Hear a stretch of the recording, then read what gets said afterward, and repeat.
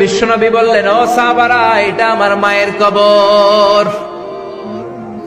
আমি আল্লাহর কাছ থেকে অনুমতি পেয়েছি মায়ের কবর জিয়ারত করার। তোমরা যারা জিয়ারত করতে চাও আসো। 1400 সাহাবী বলে, আমরাও আপনার মায়ের কবর জিয়ারত করব। বিশ্বনবী 1400 সাহাবীরে বললেন, জিয়ারত করার সময় কেউ কিন্তু কান্নাকাটি করতে পারবা না। 1400 সাহাবীকে কান্নাকাটি করতে নিষেধ করে বিশ্বনবী যখন নিজের মায়ের কবরের সামনে দাঁড়ালেন, বিশ্বনবী ছোট্ট বাচ্চার মতো হাউমাউ করে কান্না শুরু করে দিলেন। বিশ্বনবীর কান্না দেখে 1400 সাহাবাও কান্না শুরু করে দিল। বিশ্বনবী 1400 সাহাবীদের দিকে তাকিয়ে ধমক দিয়ে বলে, তোমরা কাঁদো কেন? সাহাবারা বলে, নবী, আপনাকে আমরা অনেক ভালোবাসি। আপনারে কাঁদতে দেখলে আমাদেরও কান্না আসে। আপনার চোখ দিয়ে দার দার করে পানি নামতে দেখলে আমরা আমাদের দুটি চোখ আর শুকনা রাখতে পারি না। বিশ্বনবী বললেন, আদ্রাকাতনি রাহমাতুহা ফাবাকাইতু। আমার ছোটবেলার স্মৃতি মনে পড়েছে। আমার মা যে আমারে আদর করেছে, ওই স্মৃতিগুলো আমার মনে পড়েছে। আমার মা আমেনা আমারে জাইতুনের তেল মালিশ করে দিত গায়ে। আমার মা আমেনা আমারে জামা পরিয়ে দিত, কোলে নিত, আদর করত, চুমু খেত। ওই স্মৃতিগুলো আমার মনে পড়েছে, তাই আমি কাঁদি। তোমরা কাঁদো কেন?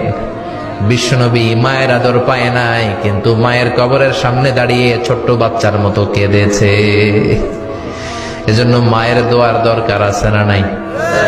বিশ্বনবী কানা ইয়াকসিমুল আহমান ফিল জিআররানা, জিআররানা নামক জায়গার মধ্যে বিশ্বনবী কুরবানির গোশত বিতরণ করছেন। কিসের গোশত?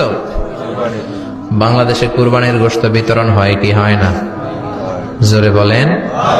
বিশাল লম্বা লাইন। বিশ্বনবী লাইনের মধ্যখান থেকে বৃদ্ধা একটা নারীকে আলাদা করে নিয়ে আসলেন।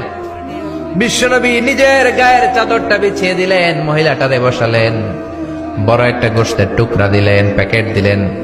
বৃদ্ধা মহিলাটাও বিশ্বনবীর মাথার মধ্যে হাত বুলিয়ে দিয়ে দোয়া করে গেল। সাহাবীরা বললেন, ইয়া রাসূলুল্লাহ, ইয়া হাবিবাল্লাহ, হাজার হাজার মানুষ, কাউকে তো লাইন থেকে আলাদা করলেন না। কে এই বৃদ্ধা মহিলা?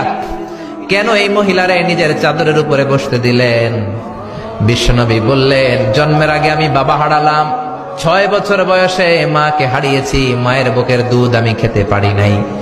যেই মহিলাটারে আমার চাদরের উপরে বসতে দিলাম, এই মহিলাটা হলো আমার দুধ মা হালিমা, বনু সাদ গোত্রের হালিমা। এই হালিমার বুকের দুধ খেয়ে আজকে আমি তরতাজা নবী মুহাম্মদ। চিল্লায় কোন আল্লাহু আকবার।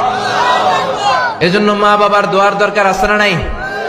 কখনো মা বাবার সাথে বেয়াদবি করা যাবে না, গরম আওয়াজে কথা বলা যাবে না, উচ্চবাচ্য করা যাবে না, কোমল আচরণ করতে হবে।